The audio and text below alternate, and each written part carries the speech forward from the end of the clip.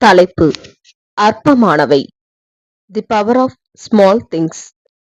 சிகாகோவில் October 5, 1980 அன்று சகோதரர் Edmund ஜெசூட் அவர்கள் எடுத்த பாடத்தின் சுருக்கம். பாடத்தின் ஆதாரம்: Christian resource app, audio sermons, Edmund Jesuit. The power of small things, 1980. தலைப்பு: அற்பமானவை. சகரியா தீர்க்கதரிசி சகரியா 4 அதிகாரம் 10 ஆழமான ஒரு காரியத்தை அறிவிக்கிறார். அற்பமான ஆரம்பத்தின் நாளை யார் அசட்டை பண்ணலாம்? இது சற்று வித்தியாசமான வாக்கியமாக காணப்படுகிறது. முதலில் எந்த சூழ்நிலைகளின் காரணமாக சகரியா இந்த கேள்வியை கேட்கலானார் என்பதை குறித்து பார்க்கலாம். பின்னணி: இஸ்ரவேலர் பாபிலோனிலிருந்து விடுவிக்கப்பட்டு நகரத்தையும் ஆலயத்தையும் மீண்டும் எடுப்பித்து கட்டுவதற்காக எருசலேமிற்கு திரும்ப அனுமதிக்கப்பட்ட காலம் அது. அவர்கள் திரும்பி வந்தபோது 70 வருஷங்கள் பாழாய் கிடந்த தேசத்தின் நிலையை கண்டு அதிர்ச்சிக்குள்ளாயினர். அலங்கமும் ஆலயமும் சிதிலமடைந்து மனுஷருடைய குடியிருப்புகள் இடிபாடுகளாக காணப்பட்டன. சொல்ல போனால் அந்த இடம் ஒரு நகரம் போல் அல்லாமல் ஏதோ ஒரு வனாந்தரம் போல காட்சியளித்தது. அப்படிப்பட்ட ஒரு நிலைமையில் அவர்கள் எங்கிருந்து மீண்டும் கட்டத் தொடங்கியிருப்பார்கள்? சகரியாவின் கேள்வியை கருத்தில் கொள்ளும்போது பல விஷயங்களை, அதிலும் விசேஷமாக சிறிய அற்ப காரியங்களின் முக்கியத்துவத்தை குறித்து புரிந்து கொள்ள முடிகிறது. இவை பெரிய காரியத்தின் ஒரு பகுதியாக இருப்பதால் முக்கியமானவையாக இருக்கின்றன. அங்கே ஆலயத்தின் கட்டிடத்திற்கு பல தனித்தனி கற்கள் தேவைப்பட்டன. அதாவது பெரிய கட்டிடத்தை உருவாக்கும் சிறு சிறு கூறுகள் தேவைப்பட்டன. தனித்தனி கற்கள் இல்லாமல் எந்த ஒரு ஆலயத்தையும் உருவாக்க முடியாது. எனவே படிப்படியாக ஒவ்வொரு கல்லாக ஏற்படுத்தி வைத்து கட்டத் தொடங்குங்கள் என்பதே அன்றைய தினத்தில் தீர்க்கதரிசியின் செய்தி இருந்தது. இந்த அற்பமான ஆரம்பம் ஒரு சக்தி வாய்ந்த சத்தியத்தை வெளிப்படுத்தியது. கர்த்தரால் அற்பமான ஒரு கல்லை கூட பிரயோஜனமுள்ள அழகான ஒரு பொருளாக மாற்ற முடியும். இப்படியாக பல சமயங்களில் தேவன் தமது நோக்கங்களை நிறைவேற்றுவதற்காக சிறிய அற்ப காரியங்களை பிரயோஜனப்படுத்திக் கொள்கிறவராய் காணப்படுகின்றார். இயற்கையின் அற்புதங்களை பற்றி நாம் தியானிக்கையில் அதில் 2 முனைகளுமே ஆச்சரியத்தை ஏற்படுத்துவதாய் இருக்கின்றன. ஒருபுறம் பேரண்ட கோள்களை உடைய பிரபஞ்சமானது நம்மை திக்குமுக்காட வைக்கின்றன. அது குறித்த வானியலாளர்கள் காட்டும் புள்ளி விவரங்களும் பிரபஞ்சத்தின் பிரம்மாண்டமும் சாதாரண மனிதனுக்கு விளங்காத புதிராகவே இருக்கின்றது. மறுமுனையாகிய குட்டி விஷயங்களை எடுத்துக்கொண்டால் அதற்கென்று ஒரு தனி உலகமே காணப்படுகின்றது. மனிதனால் பிரபஞ்சத்தின் மகத்துவத்தை புரிந்து கொள்ள முடியாதது போல தேவனுடைய குட்டி குட்டி படைப்புகளின் நுணுக்கத்தையும் அவனால் புரிந்து கொள்ள முடியவில்லை. உதாரணமாக, உலகின் அடிப்படை கூறாகிய அணுவும் ஆட்டம் அதன் அளவும் காணப்படுகின்றது. இந்த அற்புதமான குட்டி ஜீவராசிகளின் உலகினை ஆராய்ந்து பார்ப்பதற்கு நாம் நுண்ணோக்கியை, மைக்ரோஸ்கோப்பை பயன்படுத்துகிறோம். அங்கே மில்லியன் கணக்கான குட்டி குட்டி உயிரினங்கள், குட்டி குட்டி தாவரங்கள் அழகாக உருவாக்கப்பட்டு நம்ப முடியாத அளவிற்கு அவற்றின் சுற்றுச்சூழலுக்கு தகுந்தாற்போல் வாழ்ந்து வருவதையும் காண்கிறோம். இவை ஒவ்வொன்றுமே சிருஷ்டிகரால் உருவாக்கப்பட்டவையாகும். மேலும் ஒவ்வொன்றையும் அவர் அறிந்தும் இருக்கிறார். தொலைநோக்கி துவங்கி நுண்ணோக்கி வரைக்கும் காணப்படுகிற பெரிய சிறிய படைப்புகள் யாவும் படைத்தவருடைய மகிமையை வெளிப்படுத்துகின்றன என்று ஜான் ப்ளூம் அவர்கள் கூறியுள்ளார். சிறிய அற்ப விஷயங்களின் சக்தியை குறைத்து மதிப்பிட வேண்டாம். நீதிமொழிகள் 30 அதிகாரம் 24 முதல் 28 வசனங்கள். பூமியில் சிறியவைகளாயிருந்தும் மகா ஞானமுள்ளவைகள் 4 அவையாவன. அற்பமான ஜந்துவாயிருந்தும் கோடை காலத்திலே தங்கள் ஆகாரத்தை சம்பாதிக்கிற எறும்பும், சத்துவமற்ற ஜந்துவாயிருந்தும் தங்கள் வீட்டை கண்மலையிலே தோண்டி வைக்கும் குழிமுசல்களும், ராஜா இல்லாதிருந்தும் பவுஞ்சு பவுஞ்சாய் புறப்படுகிற வெட்டுக்கிளிகளும், தன் கைகளினால் வலையை பின்னி அரசர் அரண்மனையில் இருக்கிற சிலந்தி பூச்சியுமே. தேவனால் பயன்படுத்த முடியாத அற்பமான காரியம் ஒன்றுமில்லை. பெய்திருந்த பனி நீங்கின பின் இதோ வனாந்தரத்தின் மீதெங்கும் உருட்சியான ஒரு சிறிய வஸ்து உறைந்த பனிக்கட்டி பொடியத்தனையாய் தரையின் மேல் கிடந்தது. இஸ்ரவேல் புத்திரர் அதைக் கண்டு இது இன்னது என்று அறியாதிருந்து ஒருவரையொருவர் பார்த்து இது என்ன என்றார்கள். அப்பொழுது மோசே அவர்களை நோக்கி, இது கர்த்தர் உங்களுக்கு புசிக்க கொடுத்த அப்பம். யாத்திராகமம் 16ஆம் அதிகாரம் 14-15 வசனங்கள். தேவனால் தம்முடைய ஞானமான நோக்கங்களை நிறைவேற்றுவதற்காக சின்ன சின்ன காரியங்களையும் பிரயோஜனப்படுத்திக் கொள்ள முடியும் என்பதை பல இடங்களில் வேத வாக்கியங்கள் நிரூபித்து காண்பிக்கின்றன.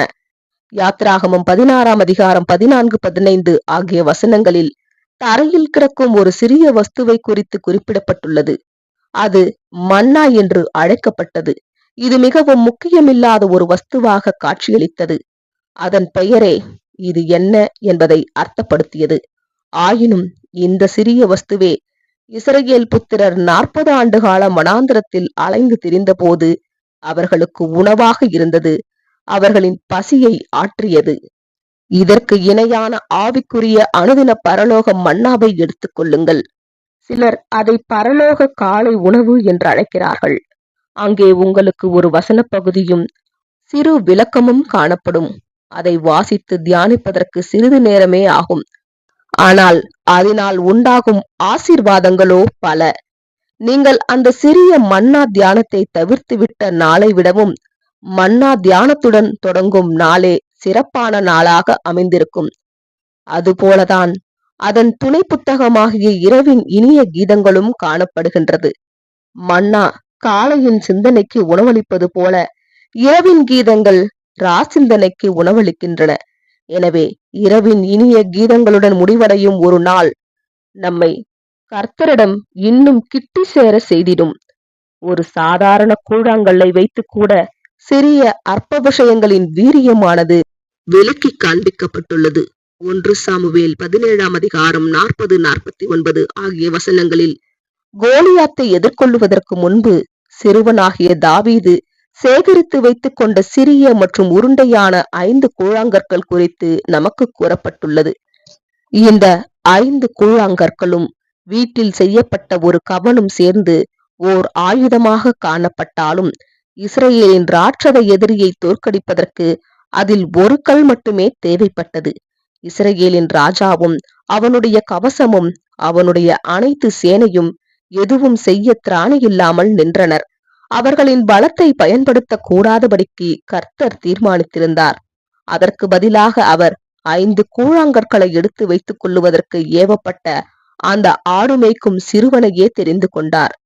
அந்த 5லும் தாவீது ஒன்றை மாத்திரமே உபயோகிக்க நேர்ந்தது.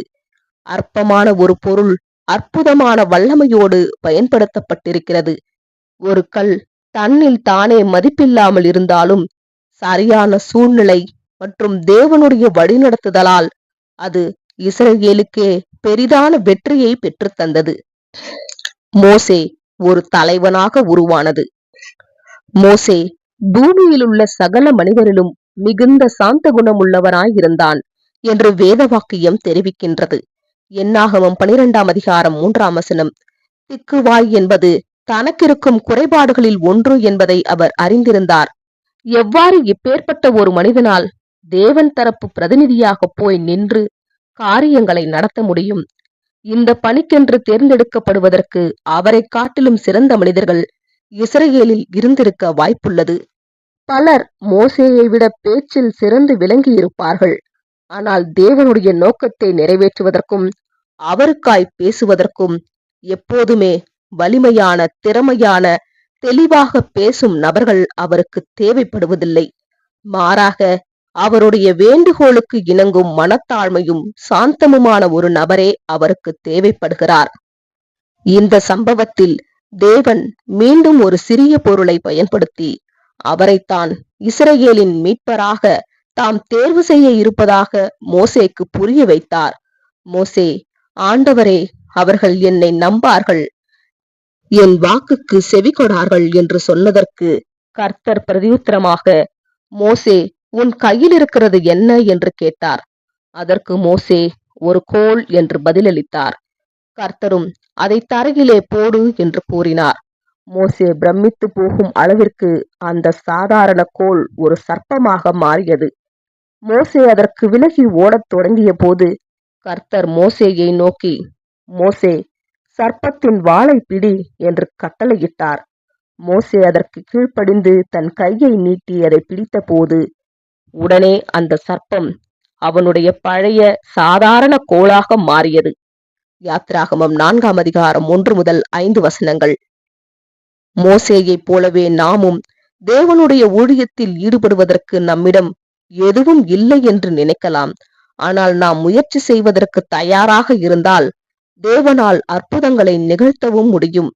முக்கியத்துவமற்ற அற்ப விஷயங்களை கூட பெரிய நோக்கத்திற்காக செயல்பட வைக்கவும் முடியும். அவரால் மிகவும் படிக்காத மற்றும் தாளந்துகள் திறமையில்லாத ஜனங்களை கூட தம்முடைய நோக்கங்களை நிறைவேற்றுவதற்காக பயன்படுத்திக் கொள்ள முடியும். மோசே தனக்குத்தானே அந்த பாடத்தை கற்றுக்கொள்ள வேண்டியிருந்தது.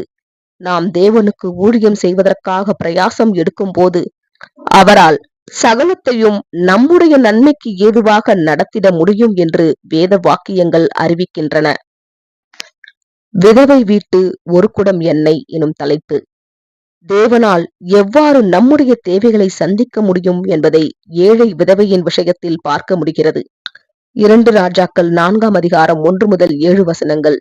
இந்த ஸ்திரீ மிகவும் வறுமையில் காணப்பட்டாள். அவளுடைய கடனாளிகள் அவள் செலுத்தி தீர்க்க வேண்டிய கடனுக்கு பதிலாக அவளுடைய 2 குமாரனையும் அவர்களுக்கு அடிமையாக்கிக் கொள்ள வந்தார்கள். திக்கற்றவளாய் உதவிக்காக எலிசாவிடம் முறையிட்டாள். எலிசாவோ, வீட்டில் உன்னிடத்தில் என்ன இருக்கிறது என்று கேட்டார். அதற்கு அவள், உண்மையில் ஒரு குடம் எண்ணெய் அல்லாமல் உமது அடியாளுடைய வீட்டில் வேறொன்றும் இல்லை என்றாள். அதற்கு எலிசா, நீ போய் உன்னுடைய அயல் வீட்டுக்காரர் எல்லாரிடத்திலும் அநேகம் வெறும் பாத்திரங்களை கேட்டு வாங்கு என்று அறிவுறுத்தினார். அவள் கேட்டு வாங்கி வைத்திருந்த அந்த காலி பாத்திரங்கள் அனைத்தையும் ஒன்றாக ஓர் இடத்தில் வைத்து அவை அனைத்திலும் தம்மிடமிருந்த கொஞ்சம் எண்ணெயை வார்க்கும்படி அவளுக்கு கூறப்பட்டது. தன்னிடமிருந்த கொஞ்சம் எண்ணெயானது எல்லா பாத்திரங்களும் நிரப்புவதை அவள் காண நேரிட்டாள்.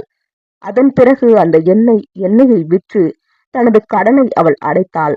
அவளிடம் என்ன இருந்ததோ அதையே கர்த்தர் பயன்படுத்தினார். தேவனுடைய வல்லமை ஒரு சிறிய விஷயத்தை மிகவும் மதிப்புமிக்கதாக ஆக்கியது. மேலும் அதனை பயன்படுத்தி அவளால் தனது 2 குமாரரையும் காப்பாற்ற முடிந்தது. திரளான ஜனங்களுக்கு உணவளித்தல் எனும் தலைப்பு.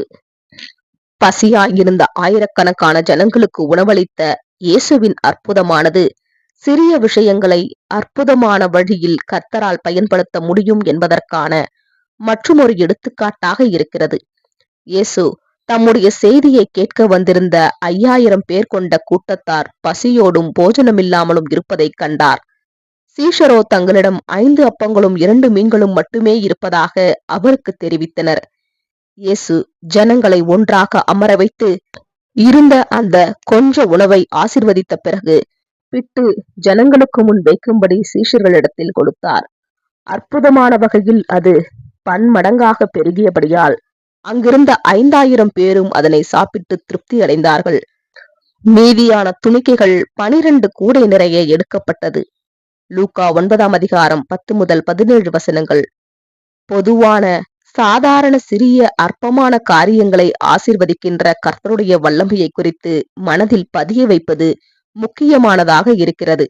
சில சமயங்களில் சிறிய மனிதர்களை, எந்த ஒரு நிலைப்பாடும் மதிப்பும் இல்லாதவர்களை பெரிய காரியங்களை நிறைவேற்றுவதற்காக கர்த்தர் பயன்படுத்துவார். நாகமான் வீட்டில் ஒலித்த சிறு குரல் எனும் தலைப்பு. 2 ராஜாக்கள் 5ஆம் அதிகாரத்தில் ஒரு சுவாரஸ்யமான சம்பவம் பதிவு செய்யப்பட்டுள்ளது. சீரிய ராஜாவின் படைத்தலைவனாகிய நாகமானுக்கு தீராத நோயாகிய குஷ்டரோகம் இருந்தது. அவனுடைய எல்லா செல்வங்களாலும் அவனுக்கு ஏற்பட்ட இந்த பயங்கரமான நோயை குணப்படுத்த முடியவில்லை. அதே சமயம் நாகமானின் வீட்டில் இஸ்ரேல் தேசத்திலிருந்து சிறைபிடித்து கொண்டு வந்திருந்த ஒரு சிறு பெண் பணிவிடை செய்து கொண்டிருந்தாள். தெய்வீக வல்லமையின் துணை கொண்டு நோய்களை குணப்படுத்திய எலிசா தீர்க்கதரிசியின் ஞாபகம் அவளுக்கு வந்தது. இந்த சிறிய பணிப்பெண்ணிடம் 2 சிறந்த குணாதிசயங்கள் காணப்பட்டன. ஒன்று கர்த்தர் பேரினாலான விசுவாசம், மற்றொன்று தன் எஜமான் மீதான அன்பு. தன் எஜமானாகிய நாகமான் கஷ்டப்படுவதைக் கண்டு அவள் மனவருத்தம் அடைந்து அவன் பேரில் அனுதாபம் கொண்டாள். அவன் குணமாக வேண்டும் என்று அவள் விரும்பினாள். எனவே அவள் நாகமானிடம் எலிசா தீர்க்கதரிசி தேவனுடைய தீர்க்கதரிசி என்பதையும் அவரால் அவனை குணப்படுத்த முடியும் என்பதையும் தெரியப்படுத்தினாள். நாகமான் வயதில் சிறியவளாக இருந்த அந்த அடிமை பெண் சொன்ன அந்த ஆலோசனை குறித்து ஒருவேளை ஆச்சரியப்பட்டிருக்கலாம். ஆயினும் அவளுடைய நேர்மையானது அவனை தீர்க்கதரிசியாகிய எலிசாவை தேடி இஸ்ரவேலுக்கு பிரயாணம் செய்ய வைத்தது. எலிசா சொன்ன வழக்கத்திற்கு மாறான வழிமுறைகளை பின்பற்றிய பிறகு நாகமான் குணமடைந்தான். இந்த சம்பவத்திலிருந்து கிடைக்கப்பெறும் ஒரு பாடம் என்னவென்றால், கர்த்தர் யாரை வேண்டுமானாலும் பயன்படுத்தி அவர்கள் எவ்வளவு முக்கியத்துவம் இல்லாதவர்களாக தோன்றினாலும் பரவாயில்லை, அவர்களை கொண்டு மற்றவர்களை ஆசிர்வதிக்க வல்லவராயிருக்கிறார். இங்கே ஓர் இளம் யூத அடிமை பெண்ணானவள் பராக்கிரமசாலியாக இருந்த சீரிய ராஜாவின் படைத்தலைவனுக்கு தேவனுடைய தூதுவராக இருந்தாள். சிறியவர்களாக இருக்க வேண்டும் என்கிற வாஞ்சையுடைய பெரிய மனசுக்காரரையே தேவன் விரும்புகிறார். தேவன் தாழ்மையுள்ளவரை பயன்படுத்துகிறார் எனும் தலைப்பு. என் கை என்னை ரட்சித்தது என்று இஸ்ரவேல் வீம்பு பேச இடமளியாதபடிக்கு நியாயாதிபதிகள் 7ஆம் அதிகாரம் 2ஆம் வசனம். மனத்தாழ்மையின் முக்கியத்துவத்தை வலியுறுத்துவதற்காக கர்த்தர் வேண்டுமென்றே உள்நோக்கத்துடன் பெரிய விஷயங்களை குறைத்துவிடும் சந்தர்ப்பங்களும் இருக்கின்றன. நியாயாதிபதிகள் 7ஆம் அதிகாரத்தில் மீதியானியரை எதிர்த்து போராட கிதியோனிடம் ஒரு படை காணப்பட்டது. ஆனால் கர்த்தருடைய பயன்பாட்டிற்கு அந்த படை மிகுதியாயிருந்தது. தேவன் அதை கிதியோனிற்கு தெரியப்படுத்தி அதற்கான காரணத்தையும் நியாயாதிபதிகள் 7ஆம் அதிகாரம் 2ஆம் வசனத்தில் கூறுகிறார். ஆரம்பத்தில் படையினரின் எண்ணிக்கை 32,000 ஆக இருந்தது. பல்வேறு வழிகளில் கர்த்தர் எண்ணிக்கையை குறைக்க செய்து இறுதியில் வெறும் 300 பேர் மாத்திரமே மீந்திருக்க செய்தார். மனித தரநிலையின்படி இது அழிந்து போகுவதற்கு சமம். நிச்சயமாக 300 வீரர்கள் பெரிய மீதியானிய படையை எதிர்த்து வெற்றிகரமாக போர் செய்ய முடியாது. ஆனால் பாருங்கள், சிறிய விஷயங்கள் தேவனுடைய கரங்களில் காணப்படும் போது அது வல்லமை வாய்ந்ததாக விளங்கும். இந்த 300 பேர் மிகவும் தேர்ந்தெடுக்கப்பட்ட குழுவாகவும் அழைக்கப்பட்ட நோக்கத்திற்காக அர்ப்பணிப்போடும் காணப்பட்டபடியால் பகைஞருக்கு எதிராக ஜெயம் பெறுவதற்கு ஏதுவாக கர்த்தர் அவர்களை மிகவும் திறம்பட பயன்படுத்தினார். பலத்தினாலும் அல்ல, பராக்கிரமத்தினாலும் அல்ல, என்னுடைய ஆவியினாலேயே ஆகும். சகரியா 4ஆம் அதிகாரம் 6ஆம் வசனம். இது நமது காலத்தில் இஸ்ரவேல் தேசம் இன்னும் கற்றுக்கொள்ள வேண்டிய பாடமாக இருக்கின்றது. தேவனுக்கு மகிமையை செலுத்த அவள் முழு ஆயத்தமாக காணப்படாத வரைக்குமே இறுதி விடுதலை கிடைக்காது. கர்த்தர் எந்த கொள்கையின் அடிப்படையில் செயல்படுகிறார் என்பது குறித்து இந்த வசனம் தெரிவிக்கின்றது.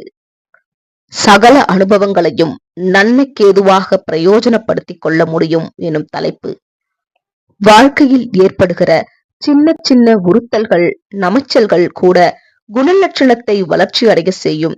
இதற்கு உதாரணமாக முத்துச்சிப்பி ஓர் அர்த்தமுள்ள பாடத்தை வழங்குகிறது. சிப்பிக்குள் இருக்கும் உயிரினத்தை உறுத்த செய்யும் வஸ்துக்கள் அதன் ஓட்டிற்குள் புகுந்துவிடும். அதனால் அவற்றை அகற்ற முடியாது போகும் பட்சத்தில் அந்த தொல்லை தரும் உறுத்தலினை ஓர் அழகான முத்தாக அது மாற்றி விடுகிறது. ஒவ்வொருவருக்கும் அவருடைய வாழ்வில் இது போன்ற அகற்ற முடியாத எரிச்சல் தரும் உறுத்தல்கள், இரிட்டேஷன்ஸ் இருக்கும். இந்த எரிச்சல் தரும் உறுத்தல்களை வைத்து ஒரு முத்துவை உருவாக்குவதே அந்த எரிச்சலை போக்குவதற்கான ஒரே தீர்வாக இருக்க முடியும். அதாவது இந்த முத்துக்கள் வளருவதற்கு இந்த எரிச்சல் தரும் உறுத்தல்கள் விசுவாசத்தினாலும் அன்பினாலும் மூடப்பட வேண்டியிருக்கிறது. மறுபுறம் முத்துக்களை உண்டாக்காத எரிச்சல் தரும் உறுத்தல்கள் இருப்பதற்கும் வாய்ப்பு உள்ளது. இந்த வகையான உறுத்தல்கள் அகற்றப்பட வேண்டியவை ஆகும். ஏனென்றால் அவை நம்மை ஆவிக்குரிய ரீதியில் சேதப்படுத்திவிடும். நமது விசுவாசத்தை, நமது சமாதானத்தை அழிக்க முயற்சிக்கும் இந்த எரிச்சல் தரும் உறுத்தல்களை நீக்கும் வல்லமை தேவ வார்த்தை எனும் தண்ணீருக்கே உண்டு. அதனை பயன்படுத்தி அந்த உறுத்தல்களை நீக்கிவிட வேண்டும். சின்ன சின்ன விஷயத்திலும் உண்மையுள்ளவர்களாய் காணப்படுங்கள் எனும் தலைப்பு. லூக்கா 16:10. கொஞ்சத்திலே உண்மையுள்ளவன் அநேகத்திலும் உண்மையுள்ளவனாய் இருக்கிறான். சிறிய விஷயங்களின் செல்வாக்கை, தாக்கத்தை கருத்தில் கொள்ளும் போது லூக்கா 16:10 நமது கர்த்தர் சொன்ன வார்த்தைகளின் தாற்பயத்தை நம்மால் ஏற்றுக்கொள்ள முடிகிறது. இங்கே ஒரு மாபெரும் கொள்கை காணப்படுகின்றது.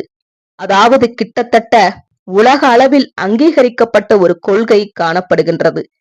சிறிய விஷயங்களில் யாரை நம்ப முடியுமோ அவரை பெரிய விஷயங்களிலும் நம்பலாம் என்பதை வாழ்க்கையின் அனுபவங்கள் நமக்கு கற்றுக் கொடுத்துள்ளன. சிறிய விஷயங்களில் கவனமாக இருப்பவன் முக்கியமான காரியங்களிலும் எச்சரிக்கையாக இருப்பான். கர்த்தர் தம்மை பின்பற்றுகிறவர்களிடத்திலும் இதே கொள்கையை பயன்படுத்துகிறார். இதையே சற்று மாற்றி சொன்னாலும் அந்த எதிர்மறையான கொள்கையும் உண்மையாக இருக்கும். அதாவது சிறிய விஷயங்களில் கவனக்குறைவாக இருப்பவர் பெரிய விஷயங்களிலும் அலட்சியமாக இருப்பார் என்பதும் உண்மையே. தக்க தருணத்தில் இந்த நபர்கள் தாங்கள் நம்ப முடியாதவர்கள் மற்றும் உண்மையற்றவர்கள் என்பதை நிரூபித்து விடுவார்கள். வேறு வார்த்தைகளில் கூறுவதானால், வாழ்க்கையின் சின்ன சின்ன விஷயத்திற்கும் வல்லமை இருக்கின்றது. அவை நமது குணலட்சண வளர்ச்சியின் முக்கியமான தாக்கத்தை ஏற்படுத்துகின்றன. மிகச்சிறிய அற்ப காரியங்கள் உட்பட அனைத்துமே குணலட்சணத்தின் மீது தாக்கத்தை ஏற்படுத்துவதாய் இருக்கின்றன. ஆகையால் அவற்றை கவனமாக நிதானித்து பார்க்க வேண்டியிருக்கின்றது. பல சமயங்களில் பெரிய பிரச்சனைகள் சின்ன சின்ன தவறான புரிதல்களாலேயே, கருத்து வேறுபாடுகளாலேயே உருவாக்குகின்றன. ஒரு செயல் அல்லது ஒரு சம்பவம் சிறியதாக இருக்கும் காரணத்தால் அதை புறக்கணிப்பது என்பது சரியாக இருக்காது. அதே போல இது உண்மையில் முக்கியம் இல்லை என்ற மனோபாவத்தை குறைத்துக் கொள்வதும் நலமாக இருக்கும். சில உதாரணங்கள்.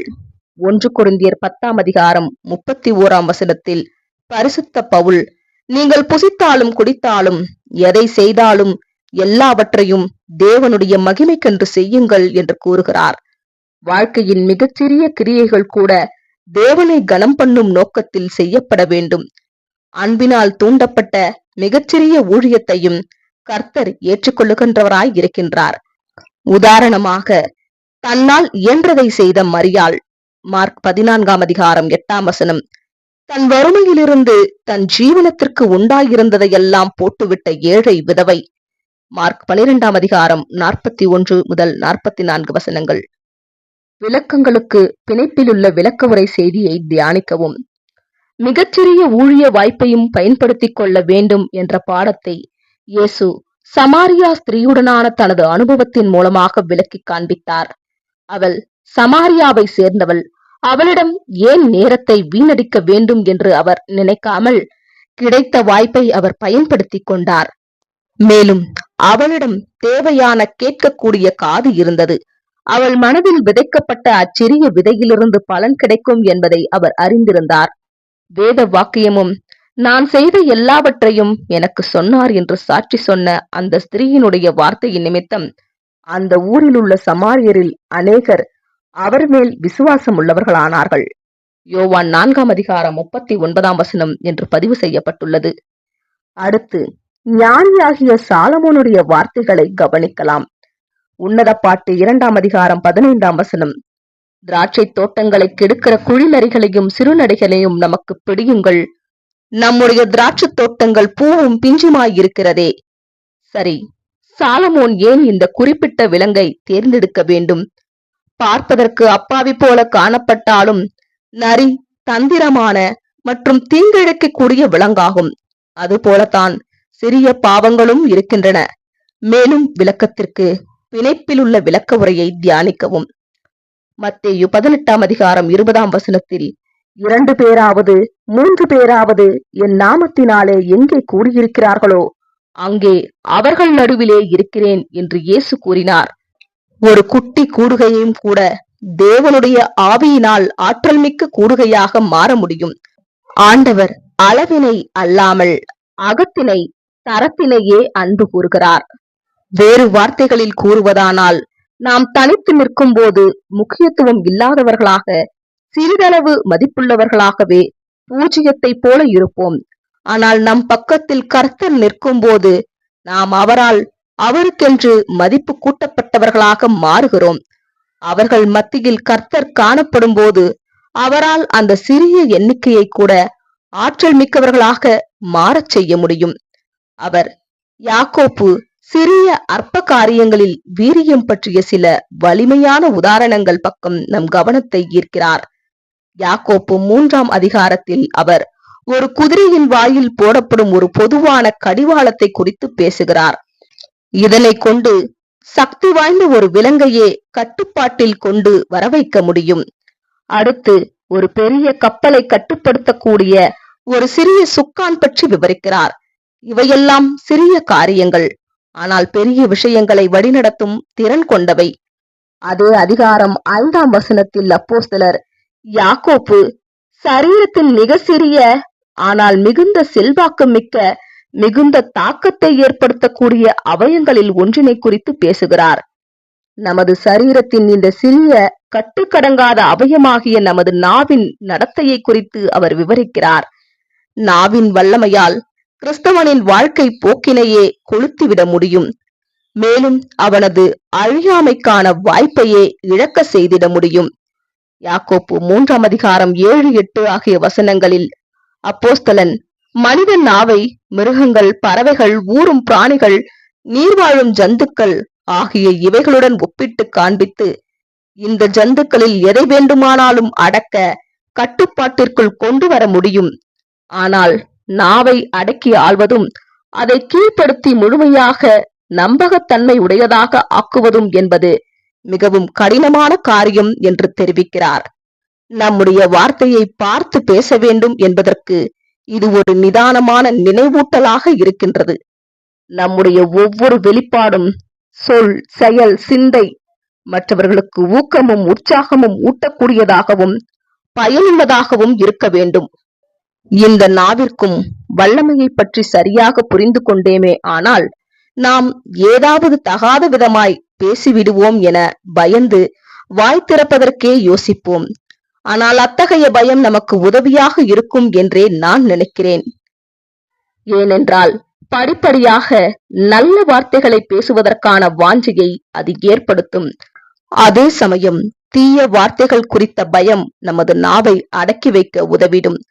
பாருங்கள், இயற்கையாகவே மனுஷருடைய காதுகள் மூடப்படாத வகையிலும் வாயோ மூடிக்கொள்ளும் வகையிலும் உருவாக்கப்பட்டுள்ளது.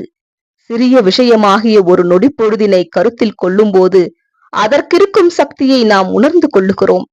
நீங்கள் எடுக்கும் ஒவ்வொரு முடிவுமே ஒரு கனப்பொழுதில் எடுப்பதாகும். அதாவது ஒரு விஷயத்தை குறித்து வாரக்கணக்கில் நாம் சிந்தித்தாலும் முடிவினை சட்டென்று கனப்பொழுதில் எடுத்து விடுவோம். ஒரு கனப்பொழுதில் பிலாத்து இயேசுவை சிலுவையில் அறைய ஒப்பு கொடுத்தார். ஒரு நொடி பொழுதில் ஒவ்வொரு அப்போஸ்தலருமே தங்கள் அனைத்தையும் கர்த்தருக்கென்று அர்ப்பணிக்க முடிவு செய்தனர். மேலும் கர்த்தருடைய ஜனங்கள் அனைவரும் ஆயத்தத்திற்கு பல வருடங்கள் எடுத்துக்கொண்டாலும் அவர்கள் கர்த்தர் பக்கம் இருக்க முடிவு செய்ய ஒரு கணம் மட்டுமே தேவைப்படுகின்றது. பெரும்பாலும் நாம் வாழ்க்கையில் சிறிய அற்பமான விஷயங்களுக்கு கவனம் கொடுப்பதில்லை. ஆனால் பாருங்கள், அவை தேவனுடைய பார்வையில் முக்கியமானவையாக காணப்படுவதற்கு வாய்ப்புள்ளது. வாழ்க்கையின் ஒவ்வொரு கணமும் தேவனுடைய மகிமைக்காக வாழ வாஞ்சிக்கும் கிறிஸ்தவர்கள் வாழ்க்கையின் சிறிய சாதாரணமான அனுபவங்கள் மற்றும் கிரியைகளின் முக்கியத்துவத்தை அசட்டை செய்ய மாட்டார்கள். இந்த சிறிய அற்பமான காரியங்களே நம்முடைய குணலட்சணம் மற்றும் உண்மை தன்மையினை கட்டுவிக்கும் கட்டுமான கற்களாக இருக்கின்றன. இப்படிப்பட்ட சிறிய அரிய நபர்களுக்கே இயேசு இந்த அருமையான வாக்குத்தத்தத்தை அளித்திருக்கிறார். பயப்படாதே சிறுமந்தையே, உங்களுக்கு ராஜ்யத்தை கொடுக்க உங்கள் பிதா பிரியமாயிருக்கிறார். லூக்கா 12ஆம் அதிகாரம் 32ஆம் வசனம். பெரிய காரியம் சிறிய விஷயங்களை சார்ந்திருக்கிறது. சிறிய திருகாணியே முக்கிய கம்பிச்சுருளினை தாங்கி நிற்கிறது. அது கொடுக்கும் உதவி இல்லாமல் கடிகாரத்தால் ஒருபோதும் நேரத்தை காட்ட முடியாது. இப்போதும் ஒரு சிறிய சுக்கானே ஒரு கப்பலை வழிநடத்தி செல்லுகிறது. அது இல்லாமல் கப்பல் என்பது வெறும் அலைந்து திரிகிற மிதவை மாத்திரமே. ஆனால் சுக்கானோட கப்பல் தனக்கான இடத்தில் சரியாய் போய் நிறுத்தப்படும். எனவே சிறியதாக தோன்றும் ஒரு காரியமே தக்க பயனுள்ள உயர்வை தந்திடும். கிறிஸ்தவ சகோதரத்துவத்திற்குள் ஒவ்வொருவருக்குமே ஓர் இடம் இருக்கின்றதல்லவா? அனைவருமே தேவையும் அல்லவா? ஓர் எளிய சிறிய பரிசுத்தவானும் கூட தனது பிரசன்னத்தினாலும் வார்த்தையினாலும் அனைவரையும் ஊக்குவிக்க முடியும் அல்லவா? மார்டின் சி மிட்சல் அவர்கள் எழுதிய போயம்ஸ் ஆஃப் தி வே எனும் தொகுப்பிலிருந்து எடுக்கப்பட்ட கவிதை. ஆமேன். இதனை தொடர்ந்து வருபவற்றை பக்கம் 22 அடுத்த பாகத்தில் காணலாம். ஆமேன்.